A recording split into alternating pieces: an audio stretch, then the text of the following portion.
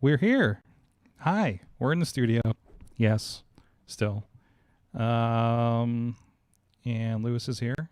Oh, is it live now? We're live now. Oh, shoot. Okay. It's not the official start, but we kind of do a loose start. Oh, Say, okay. hi, we're real people, and we are live. Yeah. Hello. Is it on Facebook Live? We are on Facebook Live right now.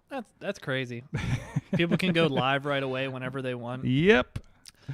All right. It's like a perfect time, like during this whole stay inside quarantine thing. And you're probably the last one we're going to have in person for a good long time, too. Yes, yes. I don't know if I'm really confident about my health, but I'm just like, yeah, I feel good. But that might be bad. I don't know. We'll see. Well, yeah, we'll see. We'll see how it goes. But, I mean, you know. Hey, we're doing it. It's Sunday. We're going to release this probably later in the week and roll with that. So, yeah, come learn more about me. yes, you might be the final in-studio guest for a good long time. Uh-huh. Yeah. All right, here we go. Hey guys, it is the Indie Mayhem Show. I'm Mike Sorg at Sorgatron on the Twitter here in the Sorgatron Media Studios in Pittsburgh, PA. And yes, we got another in-studio guest and maybe the last one for a while with everything going on and all the craziness. But please stay tuned to whatever we do have coming up here. We got a few ideas to keep things going while wrestling may be taking a break in general for all you fans out there. But in the meantime, please go hit up everything at WrestlingMayhemShow.com, IndieWrestling.us. You can find this and other great podcasts and other great wrestling as well. With our great partners over there on the Indie Wrestling US and the Indie Wrestling US network. And please drop us a line if you have anybody you think we should be chatting with. Good times at WrestlingMayhemShow.com or 412-206-WMS0. We got somebody. This is somebody that's been I think we've been trying to get you on for a while, actually, and scheduling is just not worked out. Yeah. This is finally the debut. The debut of Lewis. He says, nothing's going to stop me. I'm going to get in that studio. That's right. Nothing is going to stop me. Not even a virus. Lewis the Nerd with us. He's just had his farewell from Rise Wrestling earlier this month. Mm-hmm. There you go. Ride in the shark. Some people ride away in the sunset. I ride away on a shark. There you go. My favorite mug in here. But anyway, so we just recorded some extra content for the Indie Wrestling Network because we got you together with people. Now, social distanced, safe. Everything's been wiped down. We're taking all the precautions while we're doing this here as one of our last ones here in the studio for a bit. But hey, let's roll around. We want to talk about that farewell a little bit, of course, later in the show. But first of all, for people that don't know Lewis the Nerd, let's learn a little bit about you. So the question I like to kick off with usually is, what is your earliest kind of memory of pro wrestling? So the earliest memory that I ever have, I was very young. I want to say like 6 years old. We were in Marco Island, Florida with my family. We were on vacation. Okay. And all of a sudden we turn on the television and all of a sudden, next thing I know, I see Brock Lesnar taking the Big Show to the top of the turnbuckle. And I'm like, oh, this is just wrestling or whatever. And then the suplex happens and it's like, holy shit. Like, what is this? Like, this is awesome. Mm-hmm. And I was kind of hooked from there. Man, I forget the next time I watched wrestling, but CM Punk really got me hooked onto it. Mm-hmm. Just because I'm always a huge fan of promo work. So just seeing him with the microphone, I was just like, yep, he's my new favorite guy. He is my guy now. Awesome. So going from that, you kind of grew more into it, right? So how did you kind of discover, going from, okay, this is fun to watch to I want to get into it? Basically, it started in, we'll say middle school. Just in middle school was just started really thinking about it. Just I want to do wrestling for fun, just like on the side. And then I got to high school and I did research and typed in local independent wrestling schools. And I saw the wrestling school for PWX and was just like, okay, sounds good. What I always hear from most of the interviews I see is get your college degree and then go on from there. Yeah. So yeah. I got my college degree in communications at Pitt at Greensburg, which is where they have Pitt Fight. Mm-hmm. And communications degree is basically just getting a second high school degree. So Wait a minute. It's a little more than that, right? it is a little bit more than that, but like if you took the classes I did, Okay. I was like, this is the easiest way to get through. Public speaking, I can talk. But good preparation for wrestling as well in the long run too. Yeah, in the long run, it got you prepared. And as soon as I got my degree, decided to finally contact the wrestling school. And then I went down there, and I wanted to see the ring first and everything, and see everything about it. And that's why I met Brandon Kay and Crusher Hansen. And they're like, "Do you want to step in the ring?" And I stepped in the ring, and you know, just like trying to think of like a moment, like if you've touched a holy grail and you're just like, ha, like one of those moments. You're just like, whoa, how I get to stand in a ring. It's like when you go to a wrestling show and you say, oh, that'd be awesome if I go in that ring right now. I did that. I was in that ring at that moment. It's awesome. And they told me what the tryout was. It was 100 push-ups, 100 sit-ups, 150 squats, run a mile. So I was like, okay, I'll be back. And I was gone for 3 months, just 3 days or 4 days a week, just doing that exact thing at Lynch Field in Greensburg, just running a mile and then doing the 100 push-ups, 100 sit-ups, 150 squats. And then when it finally came to the tryout, I did it. So that's how that got started. So you're getting into it, and you know, people have an idea of what their persona is going to be, and was the nerd persona the first thing on top of mind? No. That was not entirely what you were going for. No, it wasn't. As a fan who was captured by CM Punk and Brock Lesnar and Big Show.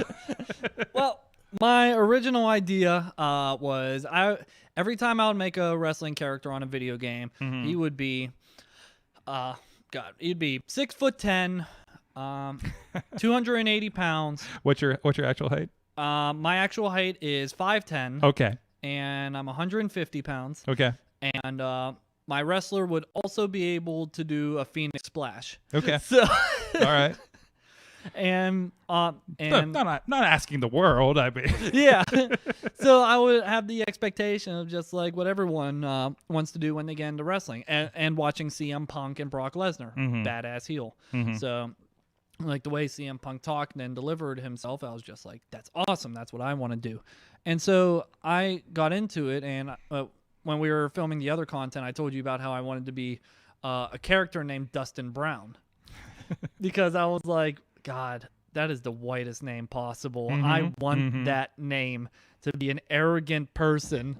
And to a point where I actually filmed something for WWE at a competition for Show Your Superstar. And I was like, I'm going to do that with the Dustin Brown character. And was this targeted at pro wrestlers or fans? Or fans? It was a fan thing. Okay.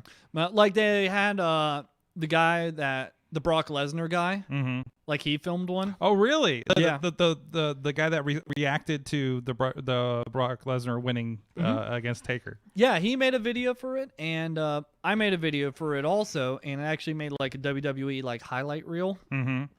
And what happened was the guy who actually won, Mama's Boy. So if Mama's Boy's watching, congrats. But this competition was sponsored by like Tostino's Pizza Bites or something. So the guy would come out to the ring like, I'm Mama's Boy, and there'd be little people dressed up in the Pizza Bites. And I was just like, what a ripoff. Like, you're basically doing advertisements for WWE. I'm a communications major. I know that.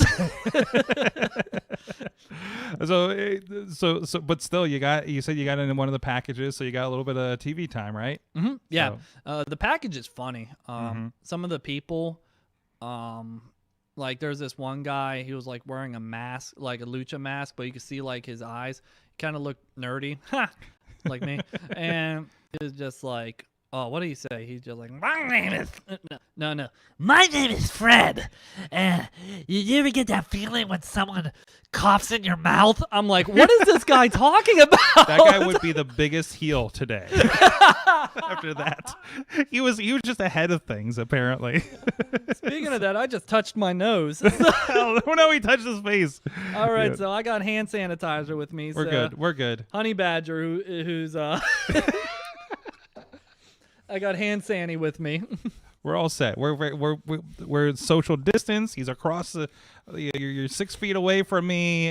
We wiped everything down, and he's got a hand sanitizer. He's good to go. Yeah, So, exactly. so tell me about getting in the training. There's a couple good stories that's on the other project we're putting on the network here. But tell me about that general experience. Did you have an idea what to expect when getting into it? Was it harder than you expected? What happened was I said they would do the 100 push-ups, 100 sit-ups, 150 squats, run a mile. So whoever wants to try out for wrestling, there's your secret for right now. But what happened was they did that, but they broke it up. So they would be like, all right, do 10 push-ups now. All right, now we're going to do 10 squats. All right, now we're going to do 20 push-ups. Now we're going to do 15 sit-ups. And they kept breaking it up and up and up and up. And like I told you in the project that we were just working on, I was a little bit hungry beforehand. And I was like, what can I do? It was 2 hours before the trial. I was like, you know what? I'm going to drink a muscle milk. That's going to be the thing that's going to hold me over. And I threw up.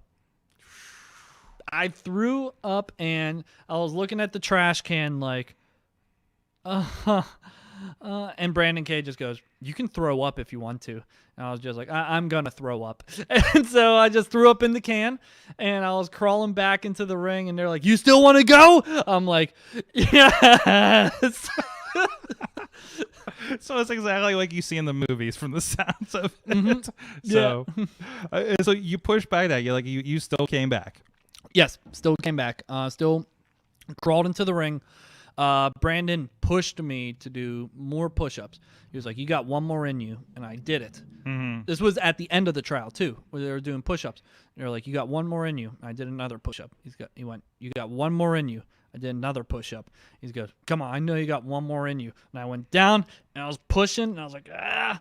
And I got up. I was like, yeah. And he's like, you got one more in you. I'm like, God damn, no, I don't. But I tried. I went to failure, but yeah. So it was still push. It was a lot of work. So you're getting at it. You're learning the ropes here. And where does Lewis the Nerd come up in along the way in your training? So as I was just training, just trying out different things, Crusher said, God, you look like Lewis from Revenge of the Nerds.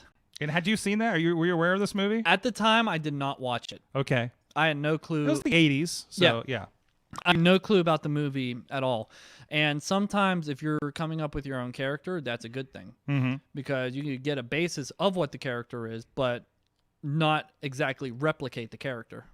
So I thought it was an advantage to not know who Lewis was.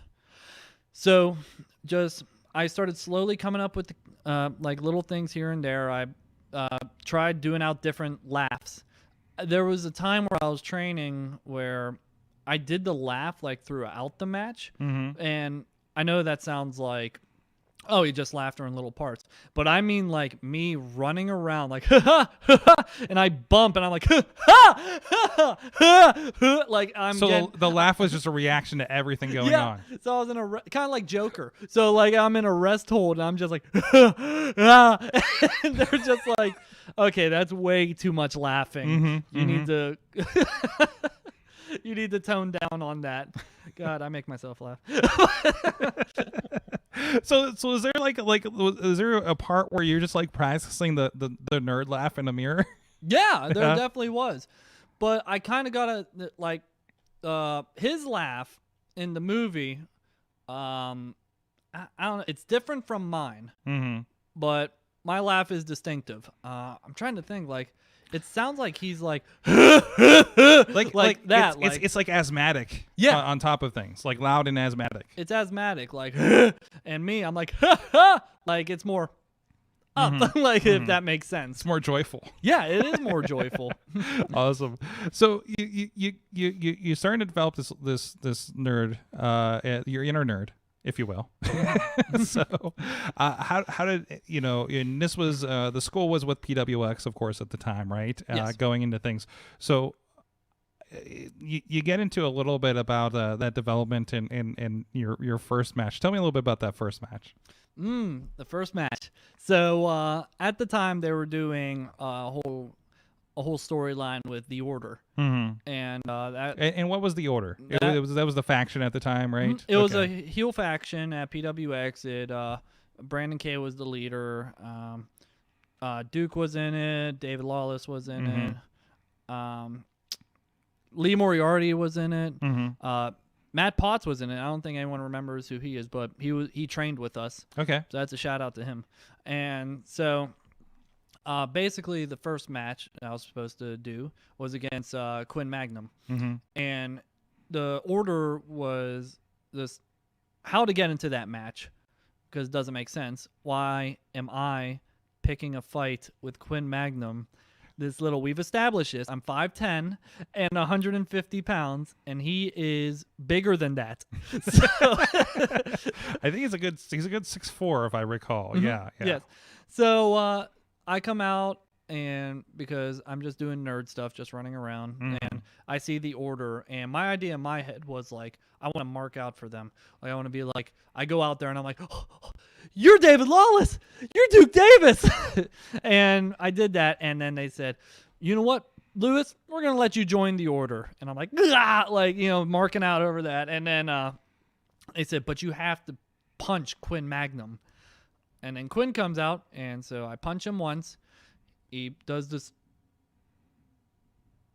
the slow head turn like that, and I go to punch him again, grabs my hand and picks me up, throws me down, and I'm like, oh. And actually, when he hit me with that, I actually had a tough time getting up because there was a pain like in my groin area after that. I was like, and like I was like, first was that I was like, and I go to get up, and I'm like,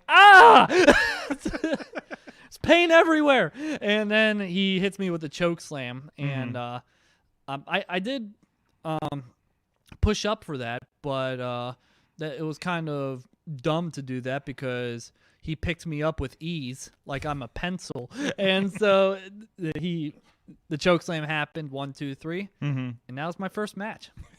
Awesome. Let's move ahead. Of course, Rise Wrestling, we just had your kind of departure from there, and there was a lot of discussion about that you were the heart of Rise, throughout this entire thing. I guess, although again we talked about with this other project, you were basically there since. Well, I think what we were talking about, you were. We always say like there was the first match was like Lee and Tony, but you were actually on the pre-show, so you actually were the first to walk into the Stronghold Rises complex when they were kicking off. Yeah. So. Yeah, Lee, Tony. Sorry, I gotta take that away from you guys. But I was the first person at Rise. But unfortunately, no video evidence. I understand, but there is no video evidence. Don't let that defunct that. But but yeah, first person on Rise against Crusher Hansen. We always had awesome chemistry. He was very good with comedy, and he knew how to be a bully also, which was perfect because I was like, I'm a nerd and I do funny spots also. It just worked every single time. Yeah. And we were on, we established this. What was it? Dropkick? What are we dropkicking? I think it was Dropkick Addiction, I believe. Dropkick Addiction. That's right. I forget what we were dropkicking. But we were the pre-show in that also. And everyone on that card, they were also great too. But people came up to us and were just like, yeah, you guys were the best match on the card. I'm like, whoa, okay. So, yeah. We always had great chemistry. Talk to me a little bit about, Rise was your home for, 3 years, if I got the time right? 3 or 4 years? 3 or 4 years. Yeah. So what was it about that atmosphere, in that. Again, this is Rise is a with a Y. We have to establish that in the show because we do talk about the other one every once in a while. But it's this old movie theater in the Connellsville area, a good bit south of Pittsburgh. What made that kind of different than what you saw maybe up at the in McKeesport for PWX? The fact that like it was in a movie theater, like that sets you up perfect. It sets up the environment. It sets up everything. So you walk in and there's like a lobby. You can sell your merchandise out there. You can sell popcorn. They had the screens up there, the TV screens up there too, promoting the other matches. I'm just like, whoa, this is cool.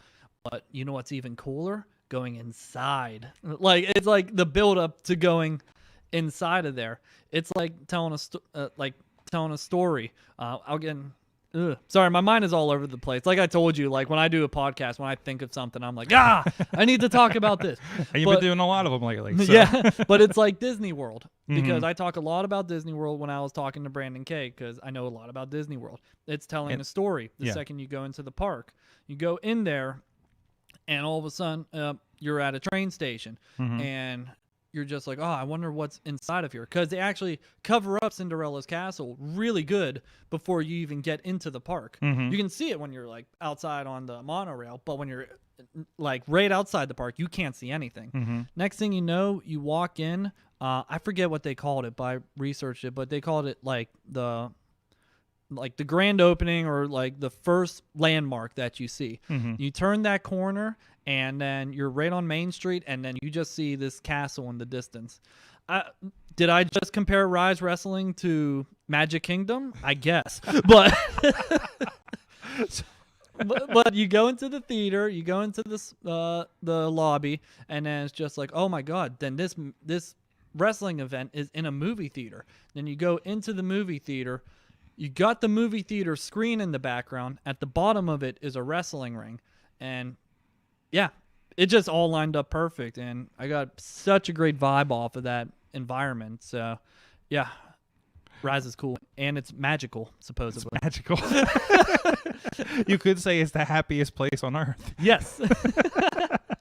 We talked a lot about again off the show about your kind of build there. You kind of came into your own, and the bookers at Rise talked about how they got to this point where you had to be on every show, like you became a staple with that promotion. Honestly, at Rise, I kind of planned my schedule around Rise because. Even if I wasn't going to be booked on the show, I was going to be there. Like, even if I wasn't booked. Because that's how I did it at PWX. I just showed up to every show because I was like, I don't know. Am I booked? Am I not booked? I don't know. But I'll be there. Yeah. If you need me to be there, I'm here. So, yeah, I just came to every single Rise show that I possibly could. And then eventually when the character started catching on and they said, we need him on every show, I was there for it. So, yeah. One piece of advice: show up. Paul Atlas often has a comment that it always sticks in my head when we're doing the shows on the production that Lewis is the Ricky Morton of Rise Wrestling. I hear that during every single match of mine, to compare me to Ricky Morton, which is awesome. And of course, Paul, another vet in the area.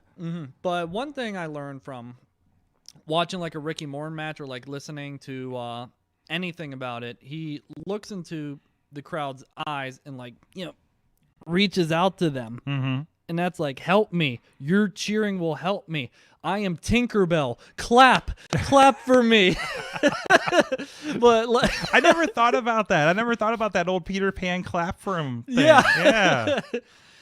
So yeah, it's just make the fans believe in you, staring, like looking. I will look into people's eyes, like, and they'll like, I'll see the little kid just like look at their mom and be like, he looked at me, like, yeah, clap. When I think I first saw you in the PWX days, coming to one of the shows, and just again, I try to go to all wrestling shows when I'm have a weekend off from something, and you stuck out, and I'm just like, this guy's coming out, and he's wearing his sports goggles. That's inspired off of the movie Dodgeball. Really? The guy who that sucks at dodgeball, Mm-hmm. and he puts on the glasses before he plays the game. So that's who that's inspired off of. That's awesome. Because I tried wrestling with the glasses on, like my regular glasses, but they just kept falling off. But yeah, and that becomes a problem because then you're like, if you don't have the glasses, that's kind of an identifying trademark. Yeah. So Yeah, it's like most the people that wear glasses without frames, like indie people, that not indie wrestlers, indie people, like just like this is a style, like a Zoe Deschanel. okay, But like yeah. But yeah, I'm just like I'm not doing a hipster thing here. It's like if my glasses come off and I'm wearing them to start the match, it's like, won't I be blind if I'm not wearing them? right. So like, that's why I started. I toyed with the idea of putting something on the sides, but then just walking through Dick's Sporting Goods, just found racquetball glasses. That's what they technically are. They're for racquetball. And if you feel like if Lewis is the sporting type, he'd be playing racquetball. Yeah. Yeah. So I've played racquetball before. I played against my mom, and it was at LA Fitness, and basically she used to play racquetball a lot when she was younger, and I was like, oh, whatever, I'll just go and play racquetball with her. I swear to God, she might as well have put on a glove that had spikes on it, because I was like, why are you wearing gloves? It's like, she crushed me. She destroyed like, me. what am I getting into? Yeah. These are my crushing gloves. You had multiple opportunities, so it was really kind of surprising, and Lewis, seems like that, we talk about, that there was a lot of talk about how, you're often the first match because that's what gets the crowd into you, like everybody's really dedicated to you, right? And it was amazing, like a couple months into working with Rise on the video, and Lewis finds himself in the main event for the main championship as well, and not like, it didn't feel like a we threw this guy in here, like you had a good story going into it. Yeah. I was supposed to face Jackson Stone, which congratulations to him. Yes, got some Impact Wrestling gut check success lately. Yep, so congratulations to him. I was supposed to face Jackson Stone. He had to cancel because a blizzard came. Yes. And I wouldn't drive through a blizzard. So I think he was in Michigan at the time, right? Yeah, so it was bad. And then dates didn't line up for the second time, and they said, let's have Lewis in the main event. And I told Marcus this. It was just like, if the door cracks, kick it open, because you never know when you're going to get these opportunities again.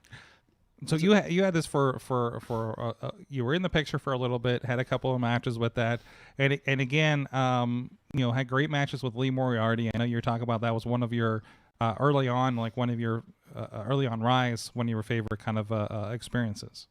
Yeah, I had a moment when I was in the ring where it's kind of like I said this in the other one, but just like the old WWE video games, the commercials where you would be in the ring, it'd be first person, the guy's looking at his hands, and you're just like, oh, where am I?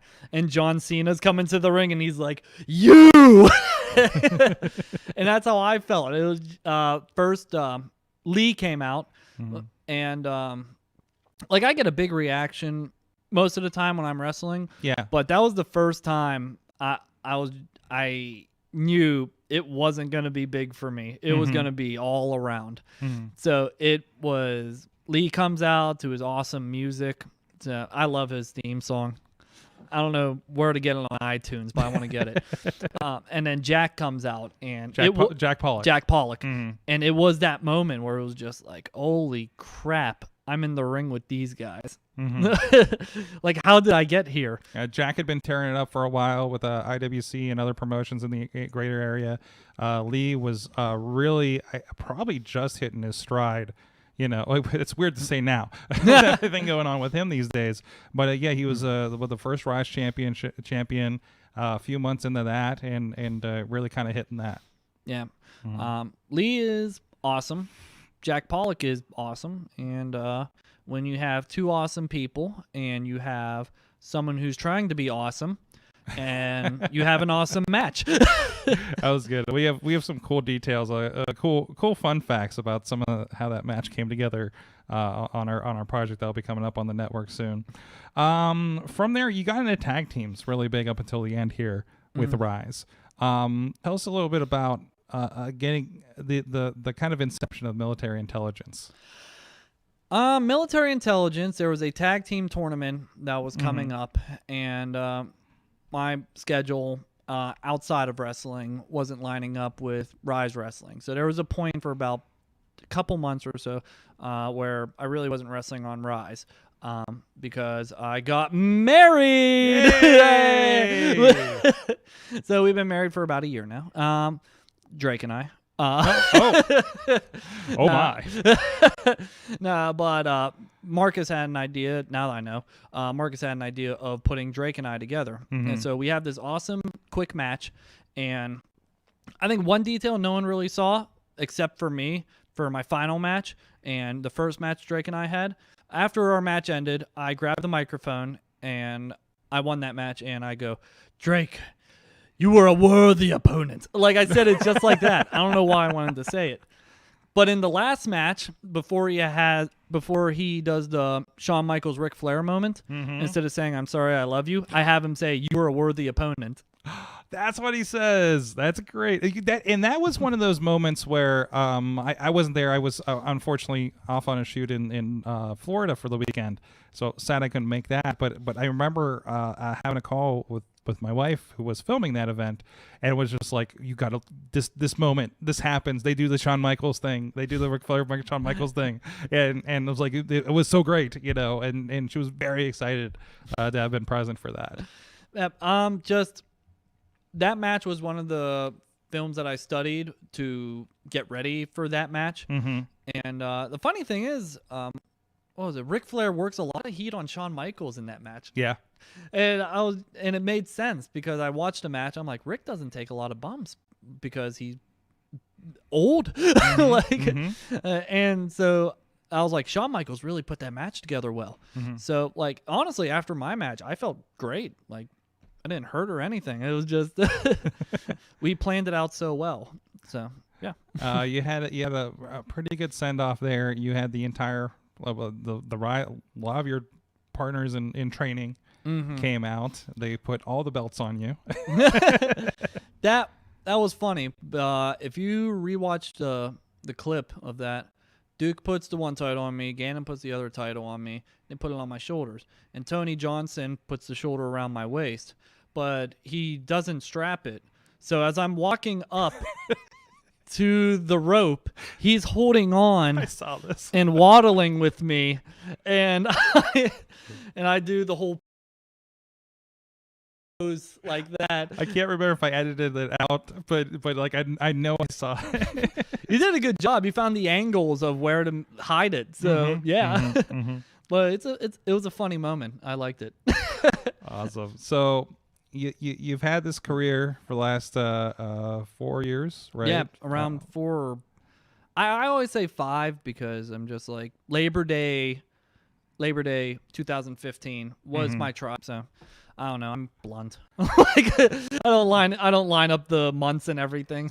So what's next for Lewis? You're leaving us in the Pittsburgh area. I am leaving the Pittsburgh area. So to give a explanation, because I know on social media after my farewell match, it I'm not dead, first of all. Which you said is a message that you've received. Yeah, a lot of the stuff looked like I died, but I'm not dead. I'm alive. But I'm not retired either. I'm still wrestling. But my wife is going for her master's degree. Okay. And where she found was at the University of Indianapolis. So she's going to be going for, I always say this to her, I'm like, send me a message of what you're going for, because I forget every time. Something with visual arts and nonprofit organizations. Okay. Yeah. So, yeah. That's enough. Yeah, that's enough for me. So that was the reason for the move. And I used to go to the Indy 500 every single year, so I'm a little bit familiar with the area, too. Nice. So this is a big move that we've been ready for. I mean, we were both ready to leave Pittsburgh. I didn't know, or I didn't realize how much Pittsburgh would be missing me. It was just like, oh my God, like it was insane. But I'm just moving. It's just gonna be a nice little 6-hour commute, but Yeah, I plan on still wrestling out there. Good. My match with Cole Radrick was awesome. He's going to be booking for Complex Wrestling Okay. out in the first location was Spencer, Indiana. Got canceled because of the COVID-19 situation. But I definitely plan on wrestling with them. I told Brandon this. What I love about the Lewis character is there's not really a T-shirt that says Lewis the Wrestler, or there's not really a business card that says Lewis the Wrestler. So, I'm not going to be wrestling forever.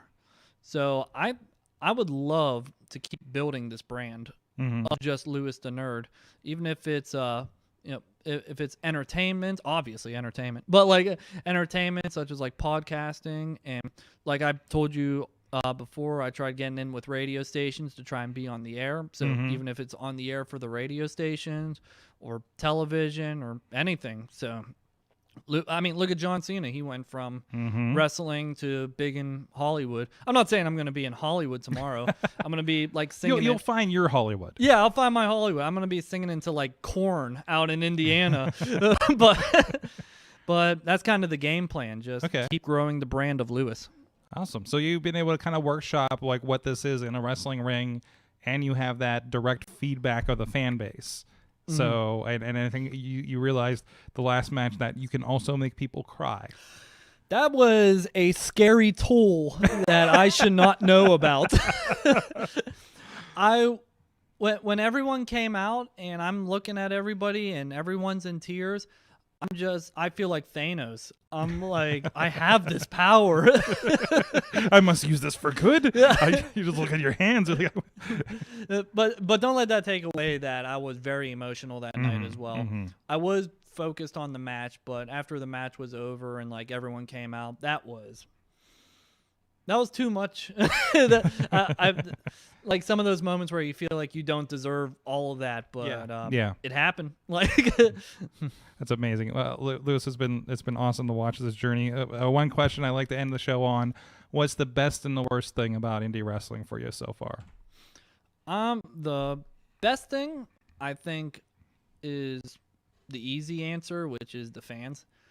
Just I tell some trainees this also. Just take that little bit of time out, like for intermission, to talk to your fans a little bit more, because you get to know them. And I mean, there was someone at Rise who he talked to me every time. He talked to me about his turtles, like because I would bring my turtle Franklin into most of my promos. Nice. He's just like, you have a red-eared slider? I'm like, yeah, I got a red-eared slider.